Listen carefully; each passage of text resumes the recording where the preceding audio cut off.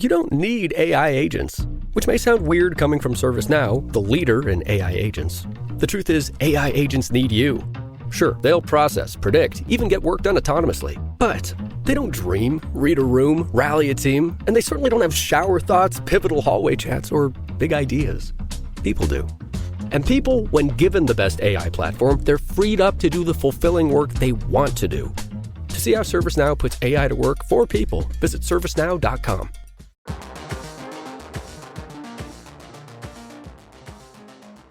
Hey there, this is Wythe Marshall from the Stillfleet Studio. We put together a little podcast called Why We Roll, and now we're very proud to be part of the network Podderation. So if you're listening to one of Podderation's other great shows, and you're interested in TTRPGs specifically, that's tabletop role-playing games, you might be interested in our show. Why We Roll is all about how you make TTRPGs, what makes them fun, different kinds of stories you can tell with TTRPGs, and even the business, so the practical advice side. So if any of that sounds appealing, whether you're a GM, you want to design your homebrew game, or you're interested in getting in the industry, why don't you head over to Why We Roll, check us out. We really, really appreciate it, and keep making awesome stuff.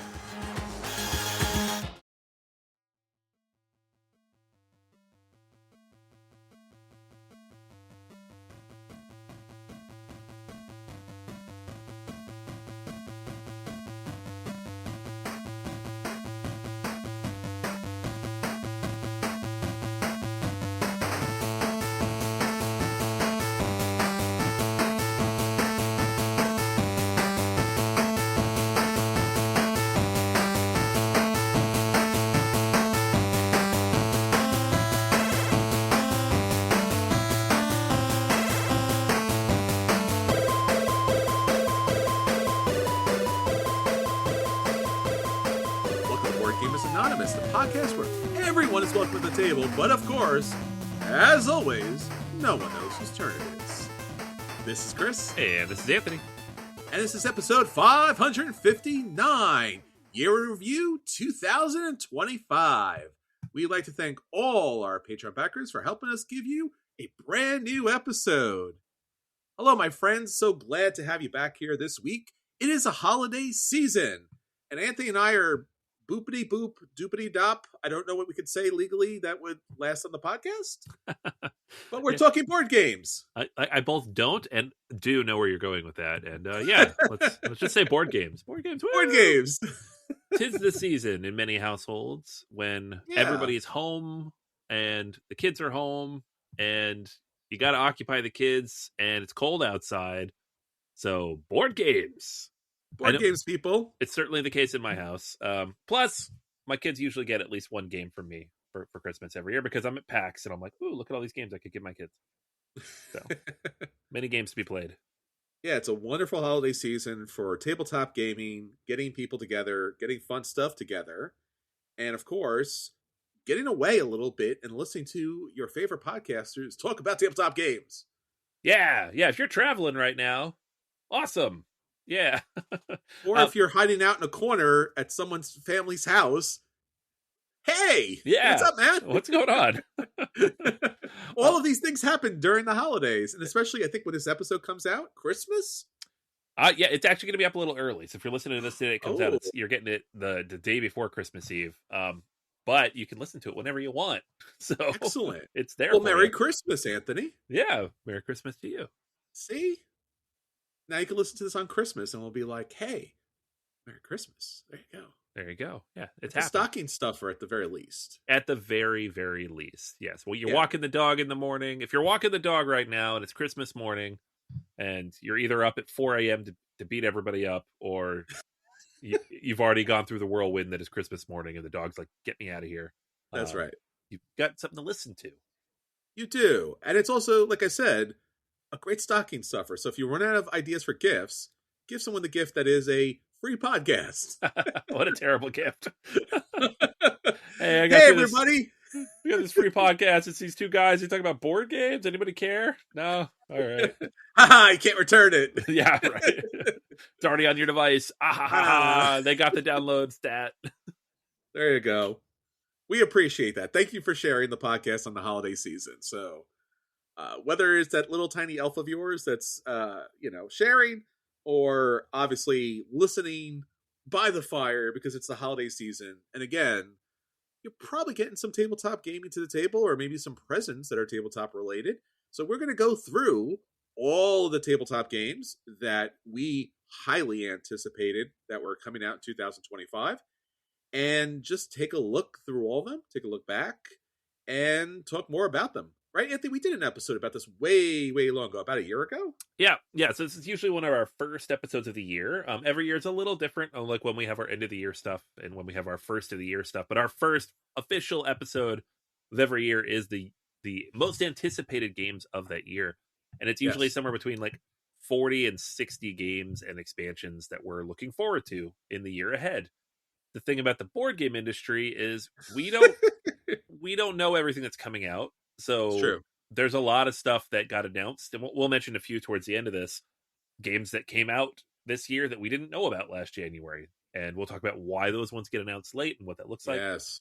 And there's also a bunch of stuff that they say is going to come out, and then it doesn't. Oh, I don't like that. Almost always because of crowdfunding, but sometimes other reasons. So yes, there's a few of those in here. Stuff that'll probably come out in 2026 with like one market exception that we'll talk about, and we've talked about now for 4 years in a row, so that's always fun. Is it Madeira? No, Madeira's coming out. Madeira, right? We retired Madeira from the list. No, this year. Madeira's coming out. You gotta believe. It's the season to believe. We gave up on Madeira, but we have one we have this not year. Given up. We have. I'm sorry. No, it's not happening. Hold on, people. Somebody get this man help. Get this man a Madeira copy. He paid for it. Oh man. We do have another game that might go onto the retirement list. We'll see if we want to put it on next year's most anticipated or not. It'd be funny. It's always funny when we talk about it like this week, and then 2 weeks later we talk about it again. Hey, it's still on the list because reasons. But we'll get to that with no spoilers. So, all right. But yeah, it's fun. We got about 60, 65 games here we're going to talk about. Nice. And we've played a bunch of them, not all of them. Some of them aren't out yet. Others are sitting on our shelves, ready to be played. It's going to be good. All right, Anthony, why don't you take it away? All right. The first one on the list at the very beginning of the year was The Anarchy. This is a Garphill Games release from Bobby Hill, who also designed the Hadrian's Wall. So it's a roll and write type of thing, but way more complicated than your typical writing game. I played and reviewed this way back earlier this year. Got a chance to play it. Let me pull that up. That was episode 538. So played that over the summer, and I loved it. I gave it a buy. So this was like one of my big surprises of the year. Like, obviously it was on our anticipated list, but like Hadrian's Wall kind of bounced off for me a little bit, but this one really hit. So great game. It's complicated. It does play it up to 4 players, but I don't know that I'd ever play it not by myself. But sure. I'm glad I checked it out, and probably I did because of the list making it. And so, hey, I sold myself a game. It was great. That's our core audience, to be fair. Yeah. Remember back in the day, like you would have a acquisition disorder, and I'd be like, "Ooh, mine! I'm gonna buy that." Like as we're doing the podcast together, you're like, "Hold on a second." Click, I backed it, and then I get a pop up like, "Anthony Sheffield has backed this game." I know. Like, mid episode, yeah. Oh man, our buddy Daniel, who was on the show in the early years, he got me on Gloomhaven and Blood Rage. Neither of those games were on my radar, and he was like, "These look great." I'm like, "Yes, they do." Listen, publishers out there, if you want to be able to sell games directly to Anthony, this is the podcast to do it to. Right, yeah. Contact Chris, he'll talk about it, and then that's right. I will buy it. I'm really happy that this gigantic roll and write, more or less, because there's a pencil included, or you have to bring pencils to the table. Yeah. It's I don't even know what you call these at this point. They're not roll and writes anymore. No, they're too complicated for that. They're flip and writes. They've evolved. Pen and write. You're writing stuff. There's got to be a better word for that, because the words that we have, roll and write, flip and write, make it seem simple. This is not a simple game. This is a complex game. The weight is a 3.88. Like, it's very interesting that this game, again, the roll and writes and the flip and writes and all the other kind of writing games, that they didn't stay in their little niche of just like a filler, and like people kept pushing the envelope. And I guess this is the most of a writing game that's out there currently. Like, this is the biggest That's a good question. Or is it this Twilight Inscription? Twilight Inscription is up there. I don't know if it's heavier though. It's just longer. It's longer, yeah. Hadrian's Wall is still like top of the heap. It's the highest Sure. rated of these. Gotcha. I think this is a better game. Okay. But more people have played Hadrian's Wall. So, and going down from there, yeah, everything's kind of in the middle of the pack. Twilight Inscription is a 3.2. Yeah, I didn't. It's not quite as complex. This one really has a lot going on. So yeah, I could see this. This could be the most complicated of the genre. Okay. Very cool. So it's good for me. It's great. You probably hate it, but I love it. You should not have to bring pencils to a tabletop game. Or you should always have to bring a pencil to a tabletop game. Oh, See? no. That's the thing. You got two of us on the podcast. You never know. Number 2 pencils and Scantrons. That's as far as it goes, man. That's it. Oh, Scantron the board game. Chris, you did it. It's pretty much Scantron the board game. Come on, let's be honest. But I want to play that. That sounds fun. Oh, no. I've created a whole genre. No. You did it. Okay. So let's move on. Again, that game was great. We reviewed it. Loved it. I loved it. The other one from Garphill Games that we talked about early in the year was Skara Brae. This is a more traditional, for Garphill at least, like worker placement style game.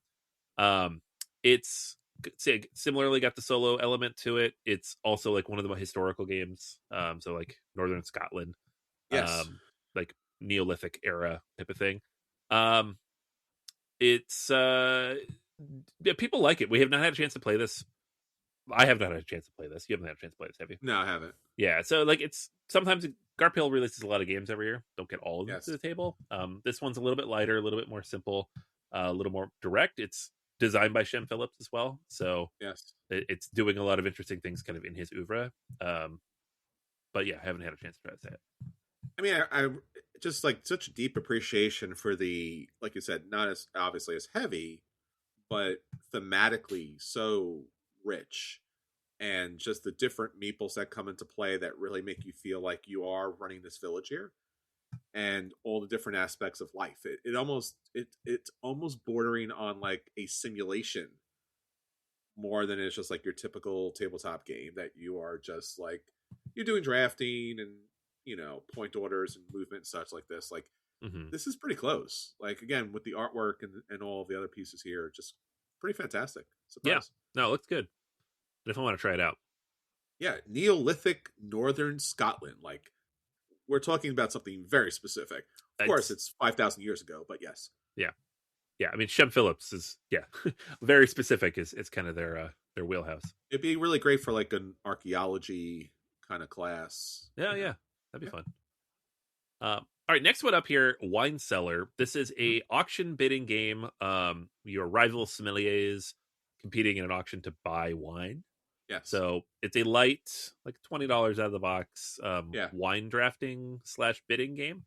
And it has a lot of details and statistics in there about like the values of the wine. So I think we ID'd this because it looked interesting as like an artifact of that space and like something that hasn't been done in the wine genre because there's a lot of games in this genre now.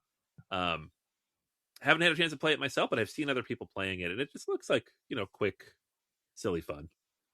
Yeah, I mean, I think this fits. I mean, they're gonna probably sell this in liquor stores in the near future, right? Like, yeah, why not? Because again, it fits thematically. It fits so well into that area. And again, I don't think there's anything else. There's a lot of wine games out there, games about making wine and such like that. But like, this is something that's like party level, non-gamer kind of interaction. It's a 1.71 on BGA as far as the weight of it. So this is definitely something for a general audience, more or less. Oh yeah, for sure. All right, next one up here is a big old Vital Lacerda game. This one just shipping recently, so people getting this in their hands, which is the typical flow for Lacerda games. They ship towards the end of the year. Speakeasy. Yes. So this is Lacerda getting back to his thematic core, right? He's back, baby. He's back. We had Weather Machine, which was what? Inventions, which I liked more, but was still kind of what? A couple lighter games. Bot Factory and House of Fado. Neither of those like his big epic things. Sure. And now we're finally back to Speakeasy, which is very thematic, very based in like 1920s Prohibition America. And it looks really good. This is a theme that never really clicks for me personally. I've played a bunch of Sure. like Prohibition era games. I don't love them, but I'm like, man, maybe I should have backed this. It's kind of cool. Got like little wooden trucks carrying I barrels. know. That's cool. Yeah, I've been recently just jumping back to watching like old series on HBO. I was watching Boardwalk Empire, Oh, sure, yeah. which I didn't watch the first time through. So I think I'm like 3 seasons in, and I'm just like, oh, I recognize all of these people and different elements to it. But I mean, the production's top notch. Ian O'Toole for artwork, and yeah, I mean, it's on the heavy side, 4.28, which is always good. It's got an 8.4 rating on Board Game Geek. So yeah, I'd definitely like to play it. Like I said, I agree with you on that too, because there are a lot of Prohibition games out there. I've played several of them over the last couple of years. So when I had seen this come out, I was excited, but also I was just like, I don't know, like I kind of played this, like, but again, also very cool. So glad to see he's once again, because Inventions was good, but it was very abstract. Yeah. And same thing with Weather Machine. Weather Machine was like so abstract. Yeah. I mean, this seems to be a little more thematic, and the thematic nature of it really is what sells you for a Lacerda. Yeah, no, I backed the Great Library because of the theme. It's the first one I backed in a while, and that one clicked for me because I'd heard such good things about Speakeasy, and I'd seen like the playthroughs of that. And I don't love the theme, so I didn't pick that one up. But I was like, this one looks like he's back on that, plus the theming, which I love. Yep. So yeah, I'm excited. Cool. All right, next up we have a game that technically came out in 2024, but hit stateside this year, Rebirth. This is a Reiner Knizia game. It's a tile laying game, so it's got the abstract Reiner Knizia mathy stuff. Sure. But it's got the Mighty Boards production, so it's colorful, it's bright, it's got some cool world building to it. Yeah. I've heard good things. People like it as like a simple, accessible, family weight, like hour-long type of tile layer. I mean, again, and we've talked about this before, and I'm really glad to see that publishers nowadays are picking up the Reiner Knizia games to just give those previous games like a substantial production level that historically Knizia games did not have. Like almost across the board, they didn't have it. Yeah. It's detriment because it was so overly abstract to begin with, and then the production was like non-existent, or the artwork was non-existent. Right. And now we're seeing a little more life put it back into the games. Yeah, for sure. Next up, we have Nature. This is the re-implementation of Evolution from North Star Games. This one's been, I mean, they're putting a lot of money into it because that's what they do. North Star turned Evolution into like a 15-year cash cow.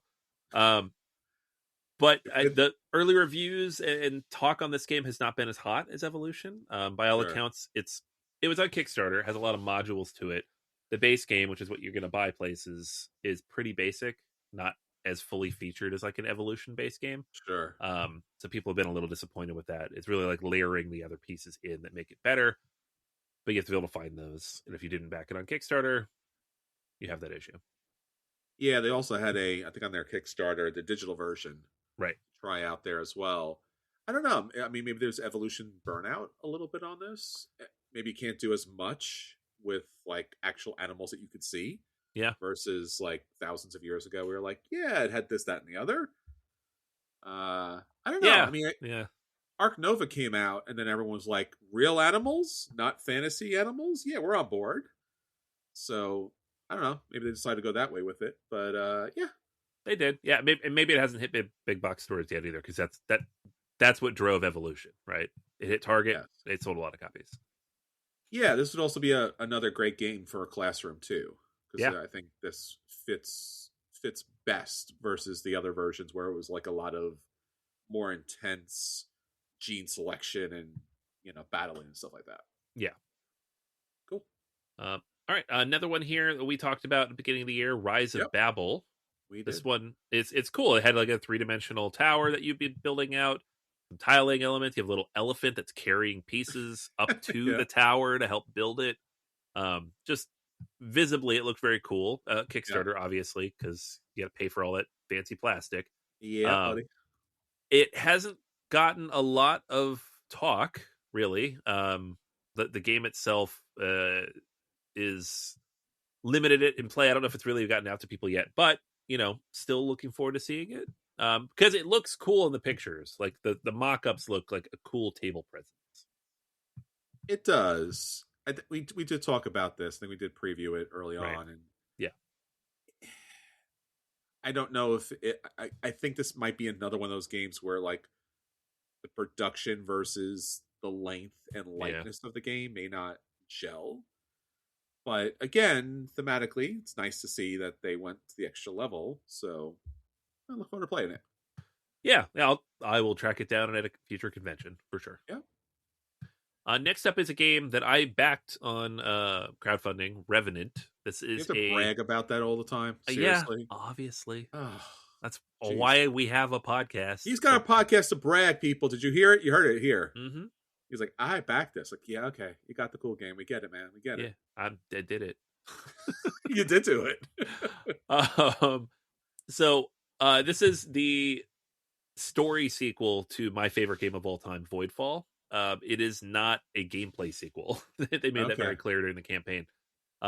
So it is designed by a different designer, Alan Kirkby, who's best known for his games Itchy Monkey.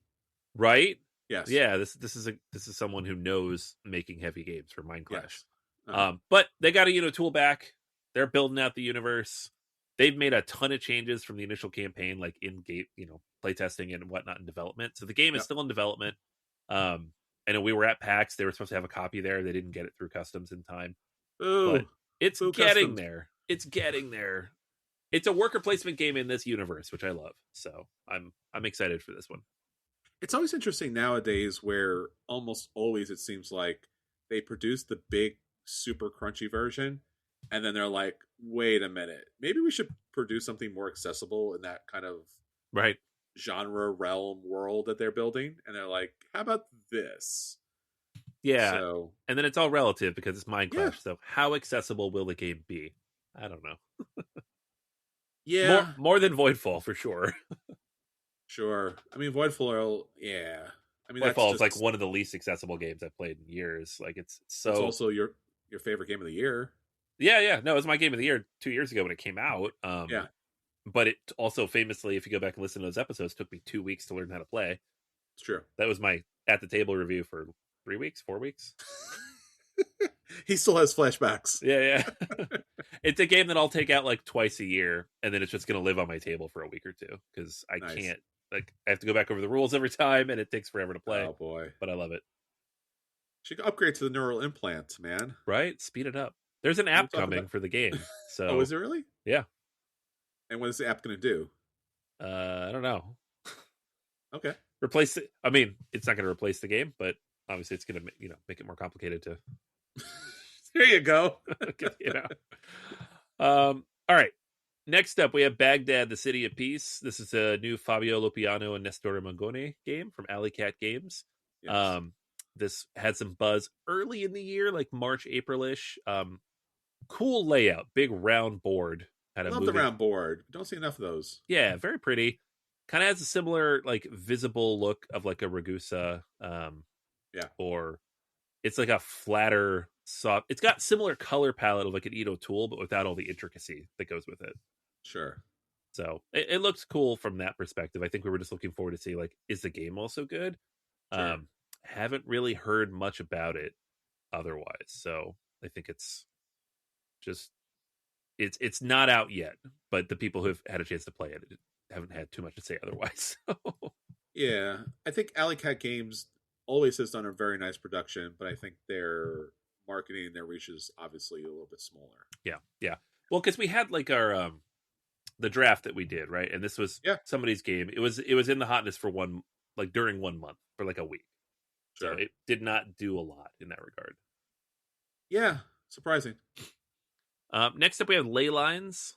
This was an Arcane Wonders game, and was a re-implementation of Auf Achse, which is a 1987 trucking game. What? From Wolfgang Kramer. So I think we put this on the list because we were like, huh? Yeah. okay, sure. Let's bring back a game from almost 40 years ago about trucking, and we'll throw it in a fantasy world with fey markets rolling through the forest with caravans. So funny. um, it looks pretty generic in terms of like fantasy, Euro style game, but Yeah. I just wanted to see like, how do you do this? How do you turn that into this? Does it work? And the question is, we don't know yet because it's not out yet. But I mean, ley lines is conceptually makes sense. oh yeah, no, like it's its roots is pick up and deliver. It's moving from point Yeah. A to point B. It's a pick up and deliver game, right? That's all it is.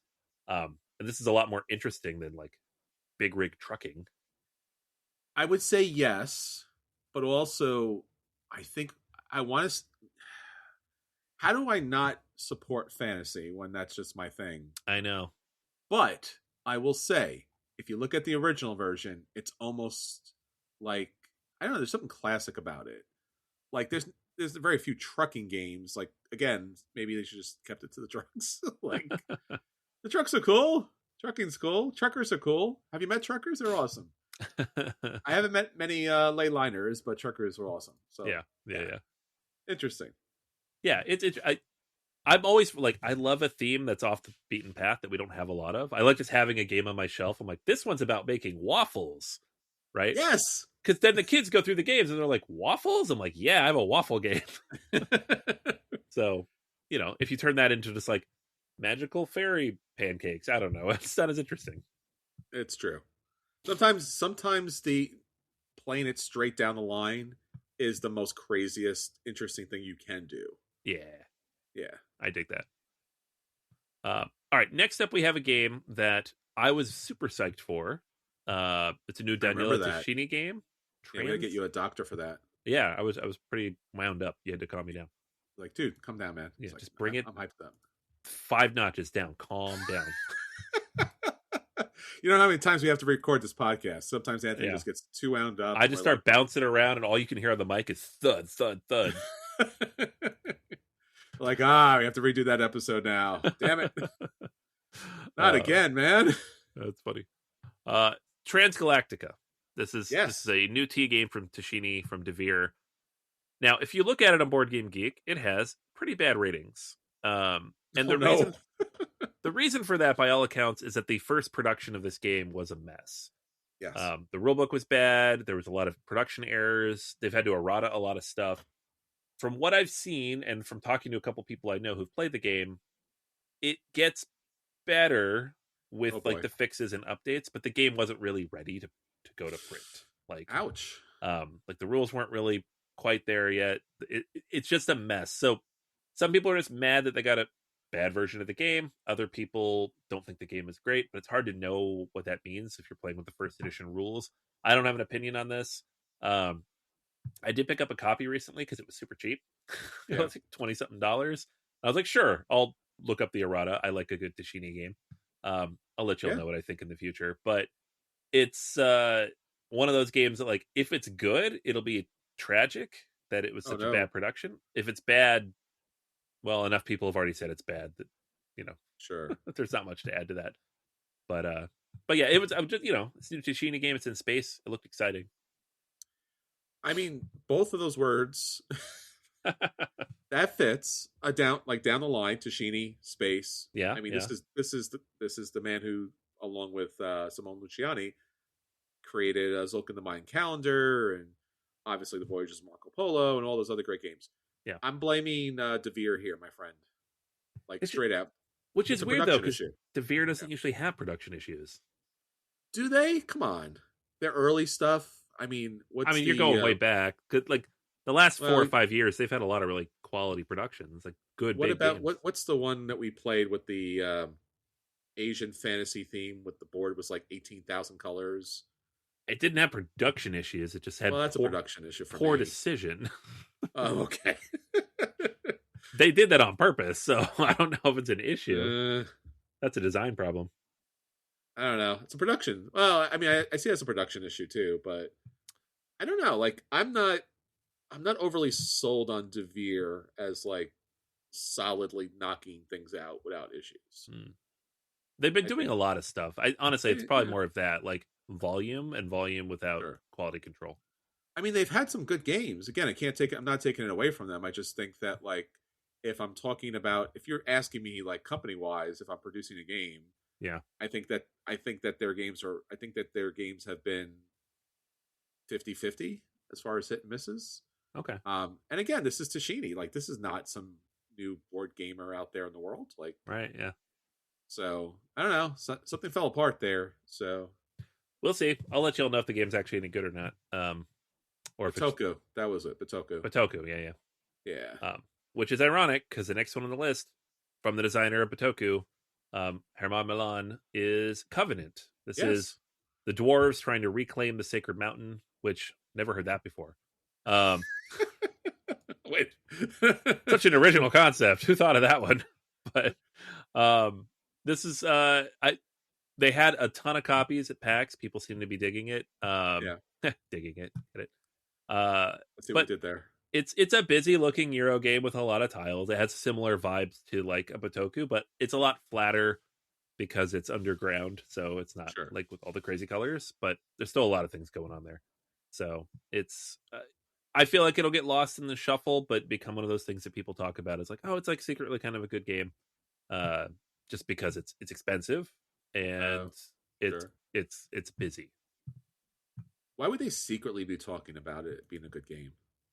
There's a lot of those though, right? Like a game that comes out doesn't get enough push, kind of drops off because of this hype cycle, and then like 3-4 years Sure. later, people are like, actually, that game was really good, but like 12 people bought it. Yeah. Okay. I could see that.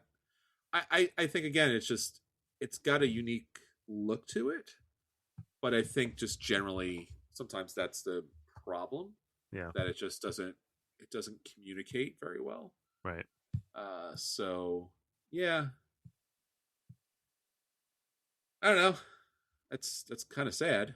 Hopefully gets picked up fully if it's actually worth digging. Yeah. Mhm.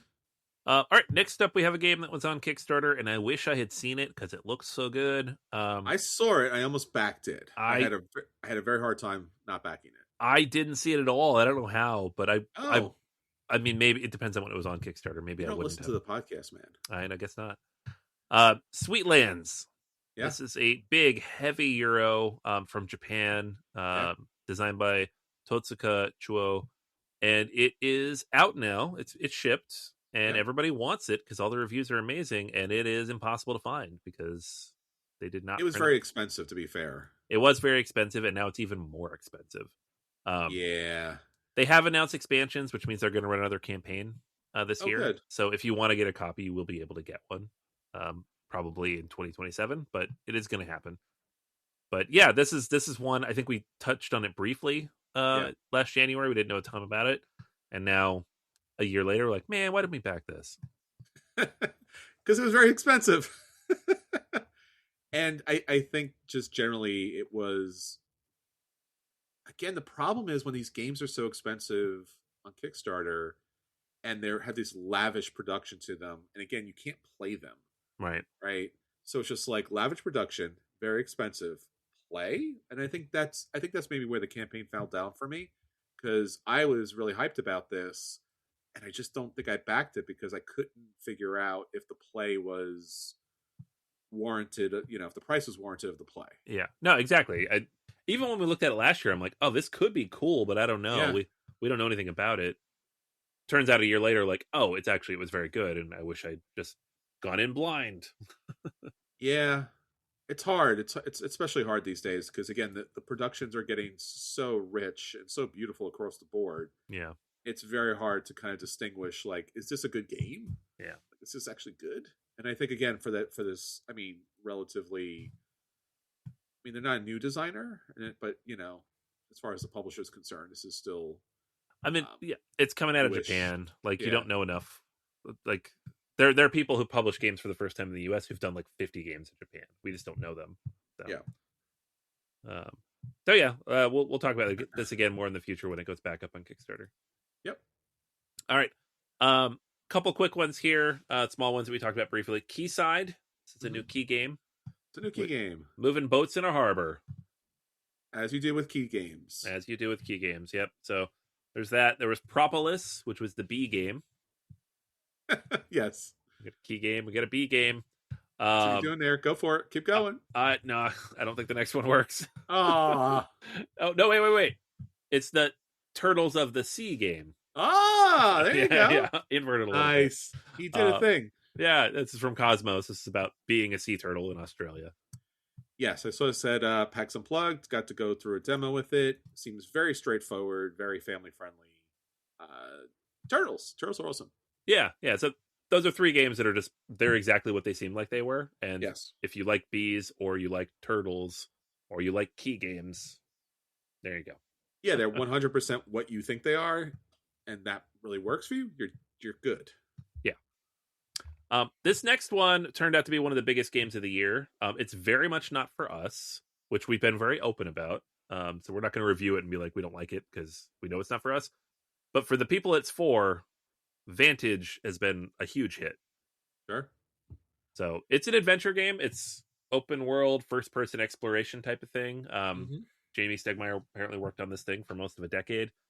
And it has all the content, right? So if you're like open world exploration adventure games, this is that times 100, right? Yeah. It's not a campaign game. It's not a legacy game. It's just exploration, which to me is like the antithesis of what I want in a board game. But I understand that there's a lot of people that just love doing that. They just want to sit down and explore and read cards. And that's exactly what this is. Yes, very accessible sandbox game that is probably needs to be a solo game, just because you would probably drive people nuts if they had to play that for this many hours. But yeah, it says best at 1 and 2. People seem to like playing it together, like in 2. But anything above 3 seems to be a hard no from the community. A game is supposedly 1 to 6 players. That's every game, though. That's every game Jamie makes. They need to stop doing that. Yeah, no. He insists. Look, all Jamie, my games are 1 to 6. Like, they're not, dude. Look, Jamie, seriously, bud, friend, pal, bro, like, you're not doing yourself any favors. It's a 1 to 3 player game. Just, it's okay. Sure it is. Yeah. Fine. Yeah. No, I know it's a solo game, but it's a solo game. just you made a solo game. Just say it's a solo game. It's fine. Yeah.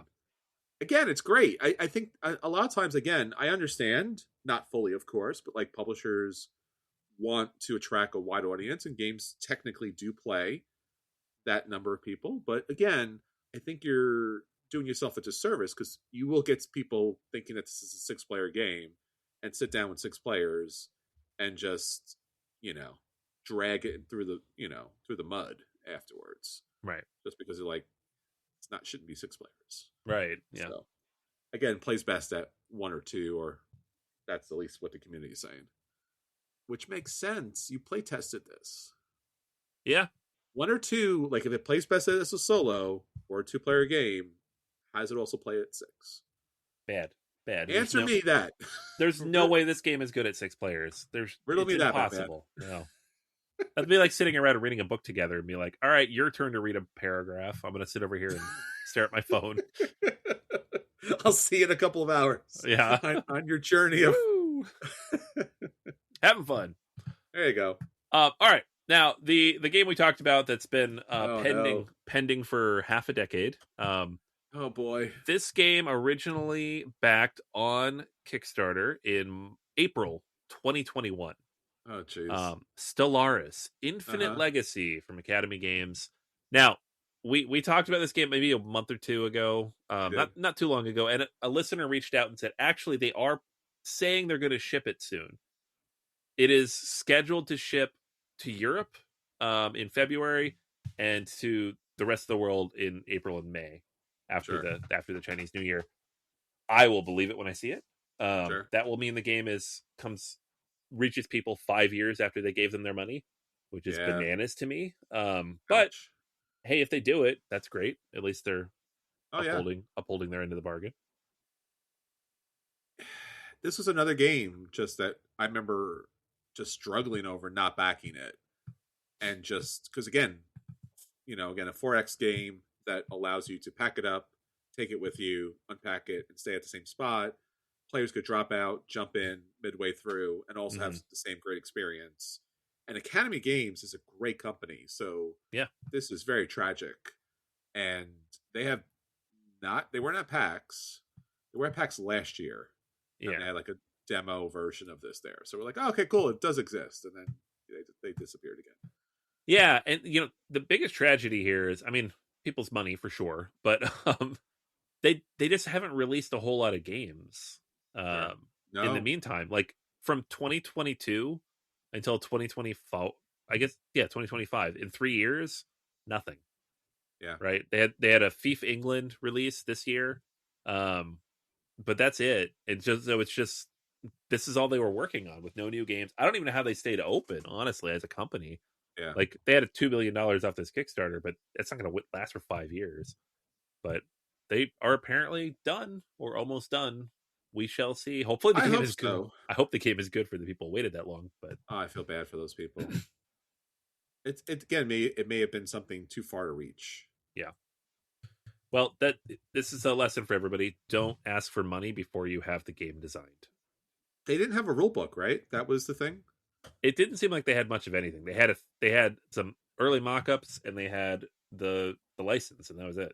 Like, here's an idea, here's a concept of a game. Now we're gonna go make it. Like, doesn't seem like a good idea. Because like we've learned from designers, some games take 5-10 years to make. You have to work with the ideas. You got to noodle them through. It doesn't just pop into your head fully formed. No. Yeah, it's a real shame. So hopefully everyone who backed it does get it at some point. Yeah. All right. Moving on to a big crowdfunding game that did release this year, The Elder Scrolls: Betrayal of the Second Era. This is the kind of, it's not even like a reimplementation of Too Many Bones. It takes the bones of that game and builds out something new with it.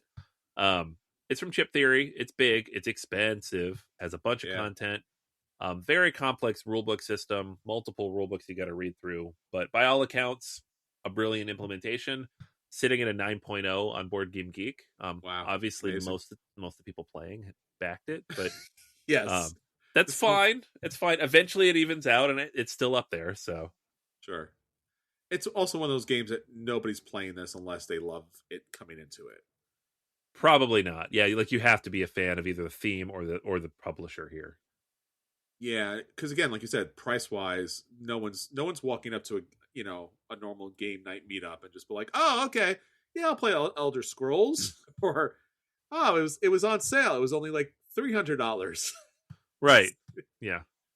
So, and again, they already have a fantastic system with Too Many Bones, amazing production. Again, somewhat environmentally problematic, but again, if you were going to take something as iconic as Elder Scrolls and give it in the hands of Chip Theory, again, on top of their already wonderful mechanical play style of Too Many Bones, like, yeah, you can't really go wrong. I don't see any flaw in that design or that publication. Yeah. No, for sure. Except we can't afford it, but that's fine. Well, that's a whole other thing. We'll get that figured out later. Santa listens, right? Santa listens. Yeah. We'll get some games. It's all good. I think our only listeners in that area is the Island of Misfit Toys, right? Which we do love because we're part of them. Yeah, for sure. Yeah, that's our favorites. Love being a Misfit toy. Yeah. All right. Next up, we've got Chicago 68, designed by Yoni Goldstein. Which, disclosure, Yoni was at our conference in October. I met him. Yeah, Yoni was great. Published by the Dietz Foundation. This is about the convention riots of 1968 in Chicago. So, great theme, very interesting. The production of the game looks fantastic. It's shipped out, I want to say back in September. So sure. A lot of people had a chance to play it, and it's doing the lighter midweight political war game thing, which I think is a great way to explore these kind of issues and specific moments in history. I have not got a chance to play it, but I did interview the designer, and you could find that interview on video. I know, right? We do an audio podcast. Actually, we're on video for once. BoardGameAcademics.com. Or if you go to our YouTube channel, Board Gamers Anonymous YouTube channel, you'll also find the interview there as well. So if you want to learn more about the game, that was wonderful conversation about it. Yeah. That was really good talk you had. Mm-hmm. All right, moving on to something a little more commercial, kind of the opposite. Cyberpunk 2077, which thematically is about that, but also it's about money because it's a modern game from a big company. This is a board game version of the video game produced by CD Projekt Red, which is based on the role-playing game, which goes back to the 80s. It is from Go On Board. They also made like Witcher games, and Valhalla and Titans. So the big IP stuff.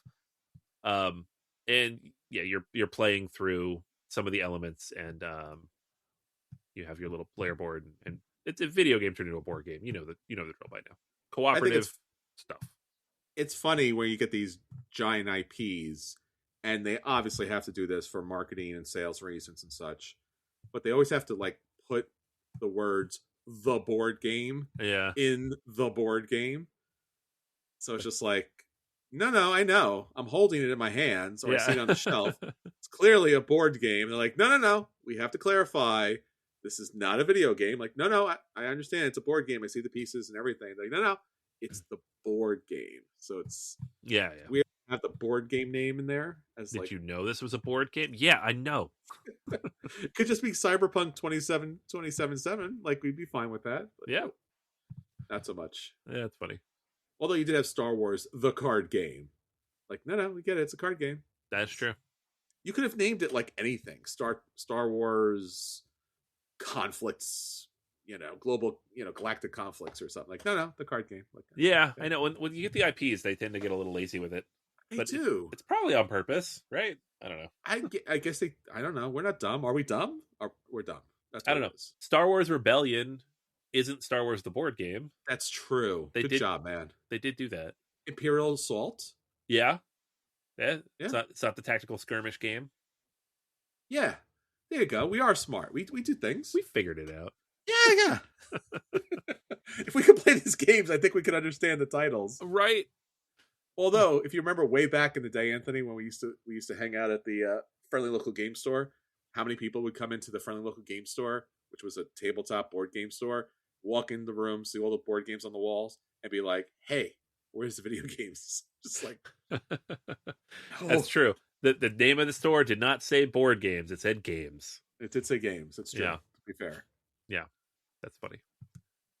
All right, next up, Hands in the Sea. This is a new edition from Phalanx of a really amazing 2-player deck building war game.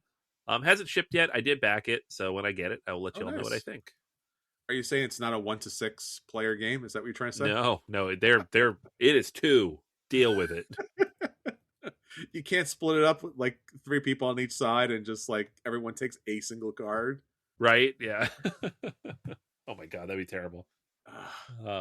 But no, it's a very good game. Looking forward to sharing it with people. DC Superheroes United. This is not shipped yet. What has happened is they've released their retail box, which is Batman Hush. That's you backed this, right? I did back this. How annoyed are you that it went to retail before it got into your hands? They always do that. Marvel United always does that. But if you have to think about it, like without your backing, it would not have come to light. Right. I mean, that's at least what they tell you on the Kickstarters and the crowdfunding and stuff like that. Right. Although I think the Batman Hush set is not in the Kickstarter. What? So I think it's separate. So Why? I did. This is my understanding, unless I got it wrong, and then I'm gonna have 2 copies of it. But I think it's separate. Which is not always the case. I don't think it's ever the case. I think usually the retail version is something that comes with the game. Sure. But I don't know. At this point, CMON has sold off all of their IP, and they're just trying to fulfill the stuff that they have left, which is like this and the zombie the DC stuff. So we'll see if I ever get this. By all accounts, they're still working on it. But are we officially pouring one out for our homies, CMON? I mean, after these campaigns are done, they've got to be dead, right? That's it, right? Yeah, because they're not running any new campaigns. They got rid of all their IP. They don't have anything left. So, I mean, there was a significant amount of time where there was no company bigger than CMON. They were like, they were it. in board games. Like we were mean, like, oh, they're the new Fantasy Flight. They're huge. they're huge. I mean, on the Kickstarters, they were raising millions and millions of dollars. Their games were like they couldn't produce a bad game for a time. Yeah. They had like endless numbers of zombicides out there, and then United came into play. Yeah. And they had Eric Lang. Yeah. No, it's crazy. I mean, where they went wrong was not in the production. It was in the business decisions that they made, which is whether they expanded too fast or they didn't manage the cash properly or they went public on a stock market and they lost money that way, like through valuation. I'm not really sure, but some weird Singapore stock market thing that they did. Or just they got squeezed really hard during COVID with all the shipping stuff and they lost a lot of money there. I don't really know, but they are pretty much dead at this point. It'd be an interesting autopsy to take a look at CMON just historically, because it's just such an interesting concept. Like you said, just the plastic alone, maybe that sunk them with the shipping, because the shipping was a thing before the tariffs. Yeah, that's true. So it's kind of sad, honestly. Yeah, there's not much left. Let's see. They've sold off Arcadia Quest, Blood Rage, Rising Sun, Ankh, Zombicide, Cthulhu Death May Die. Those are all sold off in the last 7 months. That's crazy. Not a whole lot left, friends. All right, so moving on from the sadness to a game that was big this year. The top-rated game, actually, on Board Game Geek for this year. Galactic Cruise, a game that you have had a chance to play, yes? Yeah, no, a lot of fun. Obviously, you got your Ian O'Toole in there. It's definitely got a Vitalis Serta vibe to it, which is definitely what you want to have. Yeah. And again, it's we're dealing with hospitality logistics, but now taking galactic cruises in space. So it's got a little of the I don't know what you call it, like the food chain magnet kind of thing, where you're managing kind of employees. Mm-hmm. As kind of a worker placement situation, but then all the crunchiness of all the meeples on the board. Yeah, I look forward to playing it. I haven't had a chance yet, but definitely want to get my hands on this one. All right, Stupor Mundi. This was a Euro game that was on GameFound from Quinid Games, and Nestora Mangone working alone for once. Yeah. And you're building up little castles. Yeah, I played this a while back. I think it was in the summertime, if I remember correctly. Yeah. And it's really interesting. And it's also on Board Game Arena. Yeah. And you could also play this solo. And the solo is interesting, too, because it's really managing a lot of give and take along the way. It's kind of a lot of things. Like, you're moving around an action selection board in order to be able to take particular actions. And then you have your own kind of like cards that let you do different things. So like, it's quite a fun game. It's just, it's historical, but it's also a little flat looking. So I don't think it got the attention. Yeah. I think like you're saying, it's one of those games that just didn't get the attention that it probably deserves. Right. Yeah. No, these kind of years, they need something big. So yeah, which is what we get with Luthier. Oh, talk about big. Had all sorts of big stuff in that campaign. Yeah, buddy. It was like the biggest of all biggest games out there. Yeah, and this one was hot at PAX. People were all about talking about this one. But it's beautiful looking game about violins. Yeah, and the fantastic production, which was like over the top to the nth degree, and I think even the dice tower, when you drop the dice in there, it like plays music. Mm-hmm. It's just like, okay. I think we did it. Didn't need to do any of that, but you did, and it's cool. You did all the things, which, I mean, fair. You did Distilled, which was also kind of up there, but like Luthier was like supremely over the top. I have not played this yet, so I'm really excited at some point to play this, and begrudge the fact that I didn't have all the monies to back it, including the organ tower. Right. Ridiculous. Because I'll be like, oh, that was what I was missing in life all along. Ah. There it is. Yep. The ultimate production of games. It might be the ultimate production of games, my friend. Maybe. There you go. All right. Next up, we have a game that was kind of already out, but it came out like the first week of January. Fellowship of the Ring trick-taking game. We've played this multiple times. We've reviewed it. It's amazing. Just a great, simple, direct storytelling trick-taking game. The sequel is coming out here in a couple weeks, the Two Towers trick-taking game. So I'll be picking that up and talking about it as well. Excellent. World Order Mm-hmm. was the next game from the group behind Hegemony. Yeah. So it had its campaign this year. Yes. The game will not be shipping till next year, but it's interesting to see all the discussion based on the early playthroughs and the tutorial from like Rogan and what we think we're getting. And it's already has a pretty high rating considering I've not played it yet. So Yeah, right. it's like, I love people. 250 ratings for a game that's not out. Great. yeah. Yeah, this is a game another game I looked at and I was like, might want to back this. But looking forward to playing it. Yeah, me too. A game that I did back and haven't had a chance to get out with multiple people yet is Molly House. Mm-hmm. This is a game by Joe Kelly, who was a finalist for the Zenobia Award. And then Cole Worley picked up the game with Worley Gig Games and did some development and design work on it. And it's a game about the queer community in the 18th century in London.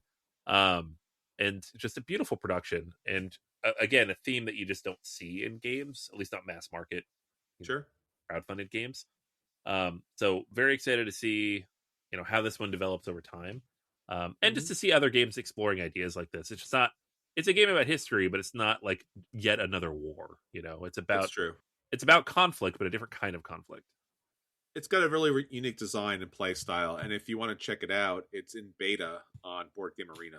Which is great. Yeah. All right. The Witcher Path of Destiny. We talked about the Witcher games from Go On Board. Why is this not The Witcher, the board game? There is a Witcher, the board game. I think this is from a different company. I'm gonna give them credit, but I know. I should check. Is there a The Witcher, the board game? Oh, maybe not. Maybe we missed a trick here. There's The Witcher, the adventure game, the really bad Trevicek game from way back. Okay. There's a Witcher adventure card game. There's a Witcher Path of Destiny, Old World. No, there's not. Well, there you go, folks. We found one. Nice. Well done, people. Well done. No Witcher the board game. Bravo, people. Bravo. Just about all I have to say about this, but it's a great looking production. We talked about it last year because it's not a minis game; it's a card game, which is interesting. Yes, very nice. Love it. Panda Spin was okay. How do we go from that to this? Hey, this is the order that they're in. Panda Spin, the board game? No, just Panda Spin. This made it on the list because it was a new one from Carl Chuddick. So it's also on Board Game Arena. And it's a simple climbing game, right? It's a card climbing game, but anything with Chuddick's name on it, I'm like, well, that's interesting. We should talk about that. Yes, I agree, and it has got some really interesting artwork. Yeah. It's a weird theme. Like you make a trick taking game or a climbing game, you're like, it could be anything. They're like, I don't know, pandas. There you go. Have you seen the artwork though? Look, seriously, on the cards. Yeah, no, it's great. Yeah, love it. Snow Planner we talked about. This is it from Japan and not really available here. I think multiple people, at least 2 people, messaged me after our episode went up last year, and they're like, "You can't really get that game here; it's just in Japan." I'm like, "Oh, okay." It was on Kickstarter. If you backed it, you could have gotten it that way, but that was the only way. So, but hey, good games find a way. Iki eventually made it over here to the West. So, sure. Like for a good 7-8 years, the only way to get Iki was to have backed the Kickstarter or to pay cash at a Gen Con booth where they don't speak English, which is what I did. And it eventually got picked up by the French and it came over here. So maybe Snow Planner also will. Hope so. All right, Iridia. We talked about Iridia for months because this was the it started the year in the Board Game Geek hotness and it stayed there almost the entire year and was a big point getter in our draft. Yeah, my game group played it a lot. I have not, but my game group played it a lot and they really enjoyed it. Yeah, it's by all accounts one of the better of these types of games. Cooperative kind of exploration campaign game. Mm-hmm. If you've listened to this podcast at all, you know that's not really in our ballpark at all, but it's interesting to watch the development of any of those games, especially if they bring in new mechanics and try new things. Yeah, it's from my game group's perspective, it's a lifestyle game. Like that's your game. Yeah. Like that's what you play now. Okay. All right. The Last of Us: Escape the Dark. It's not The Last of Us, the board game. Gotcha. It's The Last of Us, but everything's on the board is black and white. That's right. It's I mean, it's based on a game, Escape the Dark, which the whole thing is like you are, working through these very black board, mechanics. Yeah. The Escape the Dark Castle, Escape the Dark Sector. Now we have Escape the Dark from The Last of Us. And it's literally black and white. Yep. The whole thing. It is a vibe. So if that's your thing, if you love The Last of Us or you want this particular dark vibe, this is the game for you. So it's a game you actually should not paint the minis. I guess not. No, I guess you want them to be gray. Yeah. Because that fits. It works. Let's do it. Yeah, why would you paint those? Make me want to buy it just so I don't have to paint them. Just be like, finally a game for me. A game that I don't have to paint. All right, we have Elden Ring, the board game. We're back. There you go. See, I was tired of not being disappointed. Elden Ring, one of the more popular video games of the last 5 years. This is a board game based on all of that. From Steamforged games. Steamforged obviously has all their issues that they have. Mm-hmm. So, but you look up most Steamforged games, they have low ratings because people are just mad at the company. Is the game bad? I don't know, but people are mad. Yeah, they are very mad. So probably stay away from that. Just saying. I generally stay away from their games, for that reason. Because what are they mad about? I don't know, but I don't want to go down the rabbit hole. Oh no. Galileo Galilei. This was on the list because it was the new game from Thomas Holik, who is the designer of SETI, and had a really cool look to it, like visually. The design look, the cover looked really interesting. The game itself wasn't all that exciting. I reviewed this back in the early summer, and I think I gave it a soft play. Maybe I don't think it was quite a dodge, but it wasn't also one of my favorites of the year either. So, just for reference, I'm finishing up my top 10 for the year. This did not make it. So, like the designer does not guarantee anything. And honestly, at this point, I don't think Holik has designed another game that's really anywhere close to the level of SETI. So that's not a bad thing. SETI's amazing, but it just to remind us not just to buy games based on the name on the box. Yeah, of course. But Galileo, a little disappointing. That's too bad. Next up, we have Coming of Age. This is a game about, you guessed it, growing up, setting goals, growing into them over time. It's a Danny Garcia game. Has a few ratings at this point. Haven't had a chance to play it. I don't think this has been released in the West yet. No. But looks interesting. Yeah, I think we talked about this a long time ago, and I'm really excited about it. It looks really cool. Looks like they did a really nice job on it. So highly anticipated, great artwork, great production too. So this is definitely one I absolutely want to pick up. Yeah, absolutely. All right, we had a handful of games here at the bottom of the list that we just kind of rattled off at the end of last year, so we're going to do it again here. Rattle, my friend, rattle on. All right, The Treasure Ship of Zhenghei. Sure. Yes, this was on Kickstarter at some point last year, designed by Hisashi Hayashi, so kind of a larger board game, especially for Hayashi. Yes. We had Formaggio. Mm-hmm. More cheese. Played it. We reviewed it. It's okay. All right. We did. House of Fado. We talked about this. It was a follow-up game from Vital Lacerda with João Quintalo Martins. Sure. About playing music at a Fado restaurant. Yes. Haven't had a chance to play this in the lighter vein of Lacerda games, which I tend not to enjoy as much. Yeah, they just haven't worked out that formula yet. I don't know if you can boil down a Lacerda game, but they keep trying. Right, yeah, I don't know. Knights of the Round Table from Crafty Games, Johnny Pack, not out yet, so not a whole lot to talk about here, but still looks cool. Got a 3D castle. Yeah, can't go wrong with that. Yeah. Tycoon India, 1981. This is Not hold on a second. Not to be confused with Tycoon India 1981, the board game. the board game. That's right. So this is a game out of India that is about industrialists building up the nation. Haven't seen this one domestically. I don't know a whole lot more about it. I know it looked interesting up top, but haven't had a chance to play it. Yeah, it looks really cool. And then a Rococo spinoff, La Patisserie. Man, the French are really, I'm blowing it this episode. Rococo. Rococo! Yeah, Rococo. This is a reimplementation of Rococo, but you're making food instead of dresses. Nope. Right? Not for you? All right.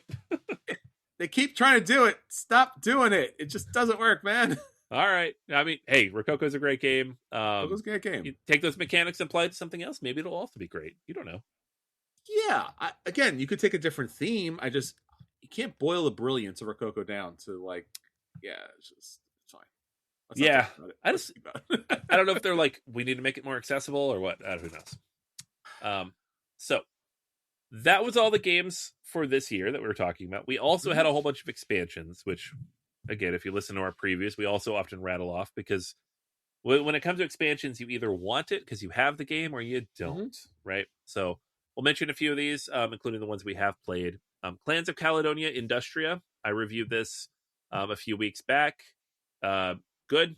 Lot interesting stuff in there. It has a lot of modules, but only one real expansion piece. And that one expansion piece is kind of take it or leave it, but all the extra stuff is great.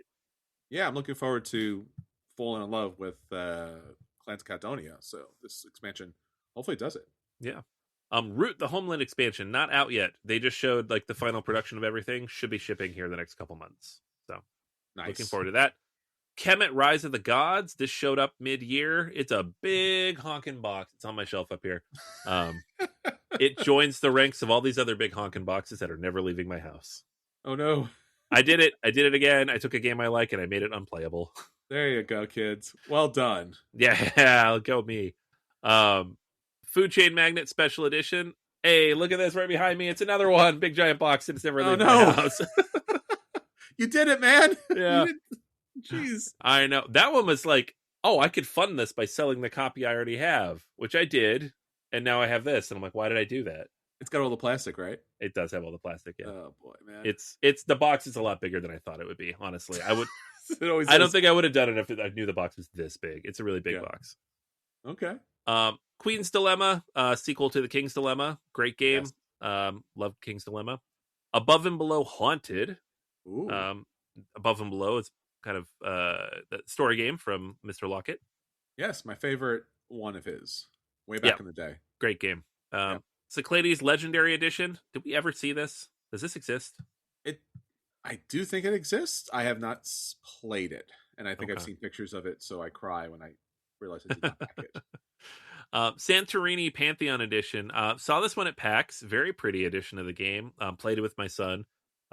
It doesn't look any different or play any different than the $40 retail version, but pieces are really solid. It feels really nice. So nice.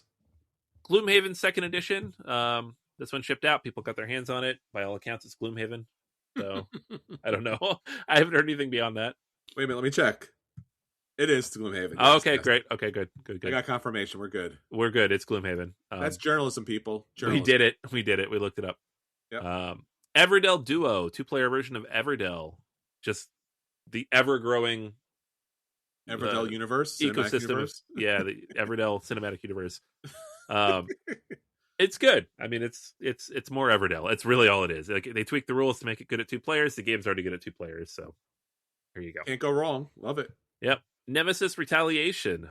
This was the one that came in that giant GameFound campaign. Oh wow, yeah, $1,000. Yeah. It's good. It's more Nemesis. If you like Nemesis, here you go. It's more Nemesis. Yeah, can't go wrong. Unmatched Adventures, Teenage Mutant Ninja Turtles. Unmatched is great. Adventures is a really fun way to play that. TMNT is a good way to build on that. So the Restoration Games booth was almost entirely unmatched content. That's really all they're pitching. And this is a company that had like Thunder Road Vendetta last year, Game of the Year for a lot of people. But Unmatched is where they're making their money, I think. I mean, it's kind of, again, that wasn't their bread and butter originally. But again, you can't argue with like one of the biggest IPs ever. Yeah, like Fireball Island. Love that they brought that back. They didn't make money on that. No, Like they probably Unmatched, lost money on it. I would imagine. Yeah, Unmatched, Yeah. they're making money. Mhm. Windmill Valley blooming sales. I honestly, I think I forgot this existed because I like Windmill Valley. It made my top 10 list last year. I have not tracked down the expansion for this yet, so I should do It that. needs an expansion. It does, yeah. Yeah. But it's a good game, and I would like to get more stuff for it. Not a bad game, but I do think it needs an expansion. No, I agree. It was good, not great, but Yes. enjoyable, and yeah. Yeah. Coliseum Ave Titus is not out yet. It's the standalone version of Coliseum with Tool artwork, so just very pretty. It's a next year game. Yes. We have Pax Porfiriana Ultimate Edition. Haven't had a chance to try this one out yet, but obviously an Ultimate Edition looking good. Yeah, always. Great Western Trail El Paso, small box version of this. I think people think it's fine. That's fun. From what I've seen, people think it's fine. It's 7.1. Obviously, it's nowhere near like the level of the original. Yeah. But it's smaller, shorter, quicker. I guess. And I guess people don't want that. So They do not. I don't know. We famously don't love this game, so Yeah. I don't have much to say on that. Yeah. And then last of this bunch, we have Nippon Zaibatsu. This was a big Kickstarter for Nippon, which is one of my favorite games. I have the original What's Your Game version, and this version is very pretty, very large. I saw a mock-up of the box. It's big, and I'm kind of glad I didn't back it, because it doesn't have to go on the pile of these big, stupid boxes that I can't carry with me anywhere. Sure. But it is very pretty, so I'm also kind of sad that I didn't back it. So, it's a great game, though. It's on Board Game Arena, by the way, if you want to try it out. Oh, that's cool. Yeah, one of the older ones. It's been up there for a while. Yeah, that's a very fun, straightforward economic game. It is, yeah. It's a very clever, like area control mechanic with the economics mixed into it. Very cool. All right, and then rattling off here, because we always do this list, and I don't think we ever touch back on like what are the games that hit that we didn't know about in January. Yeah, they're often IP based, right? So yes. We had Fate of the Fellowship. Yeah, Lord of the Rings Pandemic. Shout out to our friend Dave. Yeah. Great teacher of the game. Didn't know this one existed till like February, March. Yeah. Star Trek Captain's Chair. That was, I think there have been rumblings. It didn't quite make our list. We didn't know enough about it. But it came out in the spring. Great game. Yeah. Star Wars Battle of Hoth. That one was borderline shadow drop. I think they announced it in June and it came out in August. Very cool. Very cool. Finspan, which is a thing that Stonemaier does. They announce a game in January. They release it in February. So this was the third version of the Span universe. Did that. The Hobbit. Yeah. The Hobbit there and back again. Yet more Lord of the Rings content. There was a lot of Lord of the Rings games announced this year, and they were kind of just released 2 months later. Sure. So we didn't really have any of them on our radar. And then IR Children of the Sun was announced kind of early mid-year and then released shortly after that as well, which is a lot more under the radar, I think, than the IP games, but is one of my favorite games of the year. So I wanted to throw it on there. Very cool. Yeah, it's beautiful. All right. So there you go, folks. Our year in review, all the games we talked about back in January and where they're at now. Well, until next time, everyone, this is Chris. And this is Anthony. And we'll save you all a seat at the table. Especially Santa. Thanks for bringing all those games, Santa. Take care, everyone. Bye. Merry Christmas!